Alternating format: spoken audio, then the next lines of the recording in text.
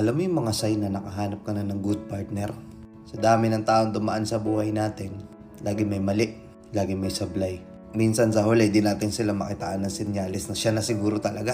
Pero sa mga sasabihin ko na to, ito yung mga sign na nahanap mo na siya. Ito na talaga yung para sa'yo. Pakinggan mo to. Napakaswerte mo kapag nahanap mo na yung taong hindi immature mag-isip. Na kahit alam niyang mali siya, hindi siya magagalit-galitan, magmukha lang na siya yung biktima. Alam niya na may mali siyang nagawa sa'yo at aayusin niya yun. Hindi yung idadaan niya sa galit.